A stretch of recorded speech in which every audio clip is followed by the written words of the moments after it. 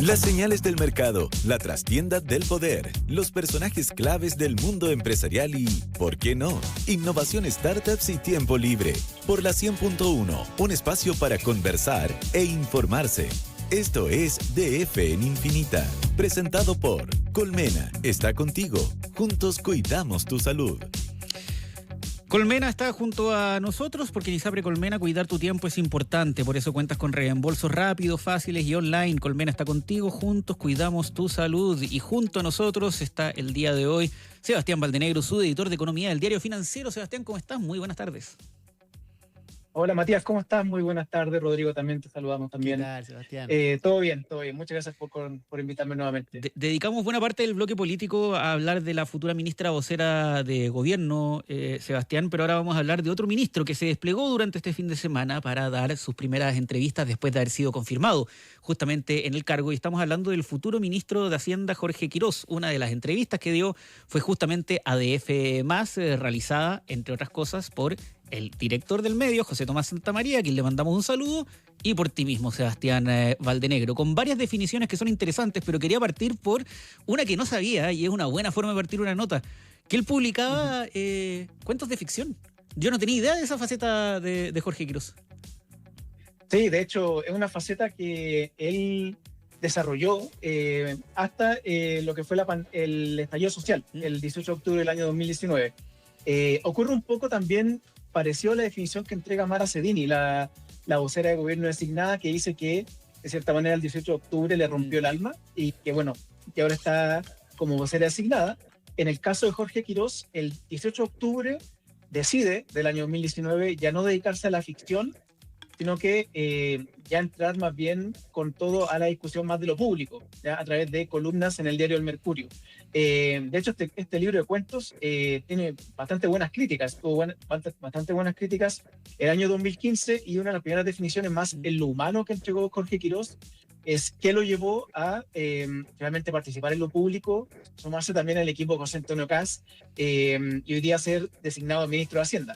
De hecho, él recordaba también que una de las primeras columnas que de cierta manera lo ligó con Jorge Quirós fue una columna que publicó el año 2023 en el Mercurio, justamente para hablar de los resultados de la encuesta CACEN del 2022. A partir de ahí empezaron también los contactos con el presidente electo en momentos en que ni siquiera estábamos todavía en campaña. De hecho, en esos momentos, recordarán ustedes, estábamos con el segundo proceso constituyente. La candidatura de José Antonio Kast se veía bastante lejana todavía, mucho más lejano todavía pensar en Jorge Quirós como un potencial ministro de Hacienda. Y después vinieron, otras columnas, la entrevista que comparte, se acordará, el presidente Gabriel Boric el año pasado, donde Jorge Quirós hablaba de que no se iban a lograr las metas de crecimiento que tenía el actual gobierno en el 2024, se lograron esas metas, y Gabriel Boric tuitea esta entrevista en el diario Mercurio y se pregunta qué habrá pasado con don Jorge Quirós. Bueno, a partir de ahí se empieza a generar el nexo con Kast, que tienes como corolario que en el mes de julio se incorporó al equipo económico, como coordinador del equipo económico, en un momento que no había muchos economistas con José Antonio Kast. Recordarán ustedes que la mayoría de los economistas top, uno podría decir, del sector de la derecha, estaban con Evelyn Matei. No sé si se acuerdan. Sí, pues. Estaba Rodrigo Vergara, Felipe Larraín, Sebastián Claro. No, absoluta. O sea, buena parte efectivamente de los economistas. Ahora, se me había olvidado absolutamente también ese cruce entre Jorge Quirós y el presidente Gabriel Boric. Uno de los tantos cruces que uno decía al presidente, es necesario empezar con estas peleas por Twitter, pero de todas formas efectivamente ocurrió. ¿Cuáles son las definiciones que hace Jorge Quirós en esta entrevista, Sebastián, que se puede leer por si acaso en el DF+, respecto al estilo que él quiere imponer el Ministerio de Hacienda? Sí, la verdad, esta entrevista que tuvimos por un poco más de una hora el día jueves en la tarde con José Tomás, como bien señalaban, que también le mando un saludo, claro. Tuve una entrevista de más de una hora en la oficina del presidente electo, en la oficina, en el tercer piso, donde está ubicado Jorge Quirós junto con su equipo. Nos sirvió para conocer no solamente los planes, los principales objetivos de primera fuente del equipo económico de José Antonio Kast, sino también conocer un poquito el personaje, a quién es Jorge Quirós.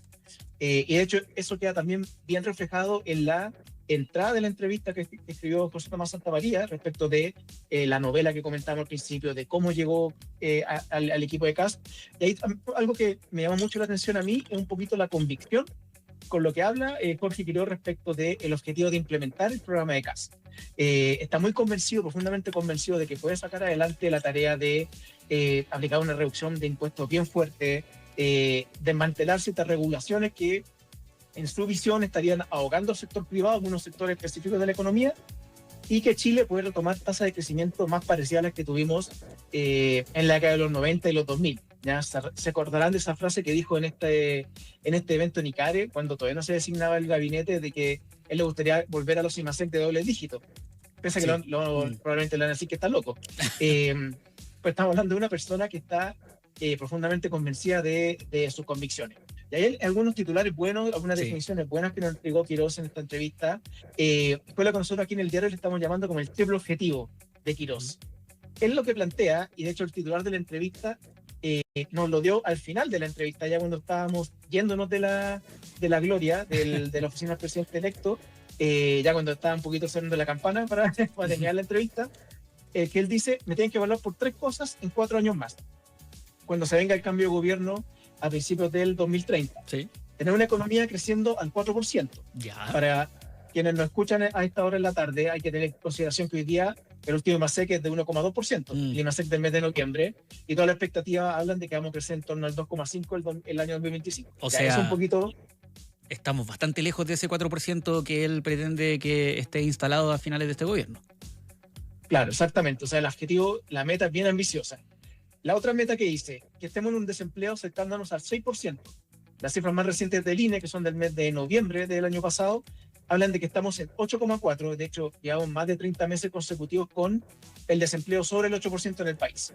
Y aquí el tercer objetivo, que es probablemente el más complicado, pensando en lo que se va a conocer a fines de esta semana con las cifras de ejecución presupuestaria de la DIPRES, es llegar a un balance fiscal el año 2029-2030. Hay que pensar que hoy día todo apunta de que el déficit estructural del sector público va a cerrar el año pasado en un 3% del PIB.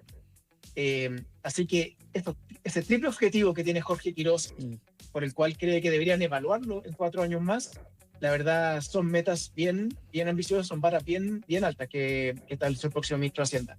Sebastián, está claro que estos objetivos ambiciosos que podríamos, no sé, visualizar como hacer una torta. Bueno, para hacer una torta hay que quebrar huevos. Y en este caso, probablemente los huevos, en muchas ocasiones uno se cuestiona, bueno, ¿qué es lo que vamos a sacrificar para llegar a esto? Beneficios sociales, por ejemplo, temas que tienen que ver con los funcionarios públicos. ¿Cómo visualiza el próximo ministro de Hacienda los posibles flancos que se van a abrir en torno al cumplimiento de estas metas? Porque claramente no va a ser miel sobre hojuelas en el fondo esto. Claro, y de hecho, aprovechando, tomando lo que comentábamos al principio de las convicciones, lo que plantea Quiroz es bien concreto. Dice, lo que nosotros queremos hacer como administración de José Antonio Kast es muy parecido a lo que se hizo en su momento cuando se abrió la economía chilena al comercio exterior, a mediados de los 80. En ese momento había muchas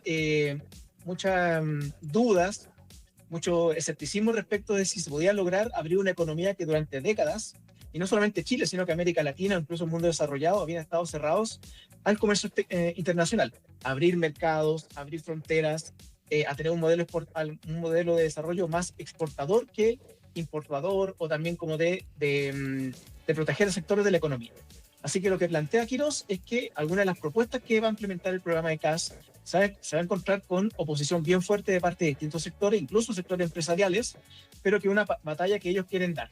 De hecho, él plantea que estas medidas se van a implementar o se van a tratar de sacar adelante en pos de la mayoría del país, ya porque va a haber un mayor crecimiento económico, va a haber más empleo, se van a desarrollar más proyectos, por ejemplo, en lo inmobiliario, que es uno de los temas más controversiales probablemente que se van a implementar en el nuevo programa de gobierno, es también para lograr aumentar el acceso a la vivienda de parte de las personas y también eventualmente bajar los precios. Así yo escuchaba mientras ustedes están volviendo en la pauta del corte comercial, decían que, bueno, la próxima ministra Mara Cedini ha estado últimamente en la discusión estos días por temas más polémicos, pero ojo que Jorge Quiroz, en el momento en que ingresen estos proyectos de ley, también va a estar en el foco de discusión, porque son proyectos bien controversiales, son temas que de verdad tocan la fibra a varios sectores. Oye, interesante lo que planteas en relación al comercio exterior, Sebastián, porque Quirós va a ser uno de los oradores en la próxima parada de José Antonio Kast en esta cumbre o foro económico en el que va a participar, ¿no es cierto?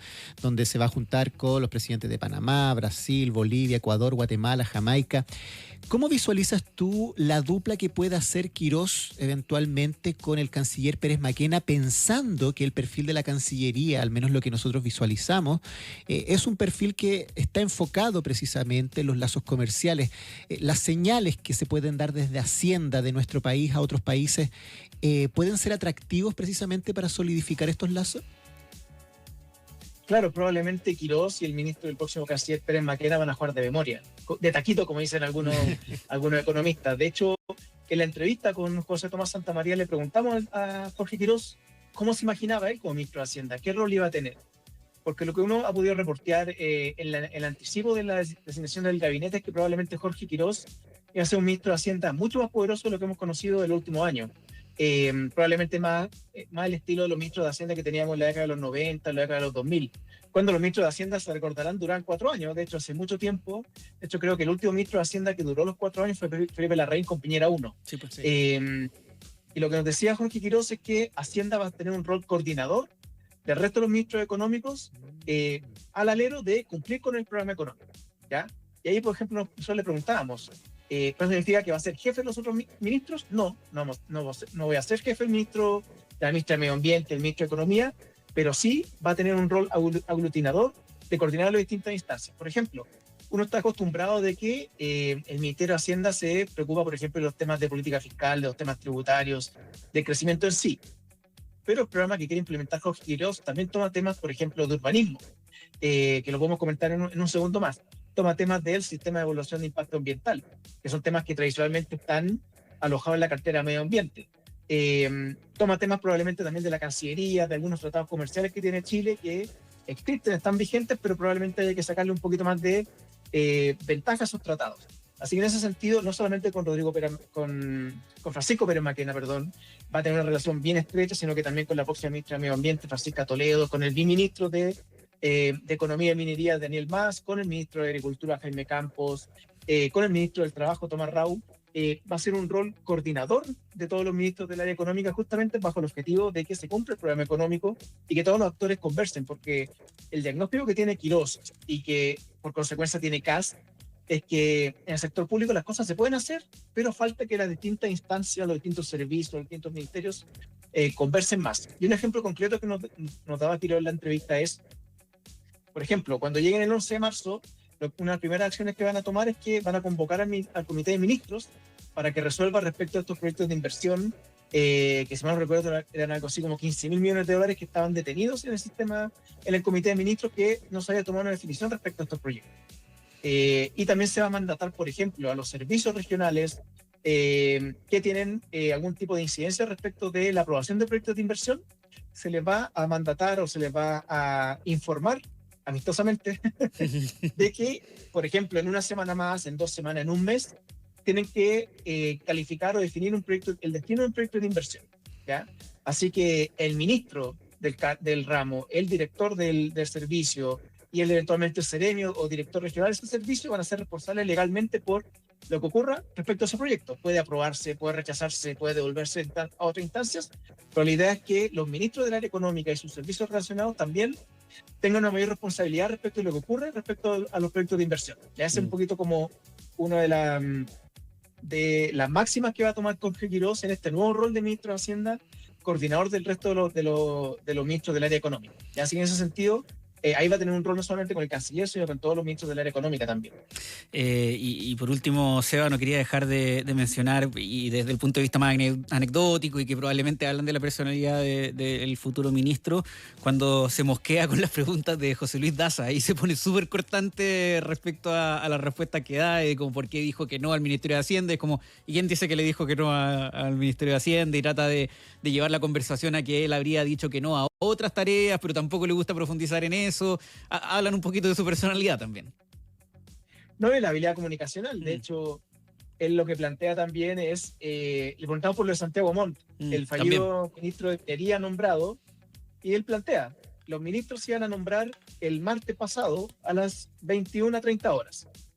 y todos los ministros que fueron nombrados en ese momento son los ministros que se iban a nombrar.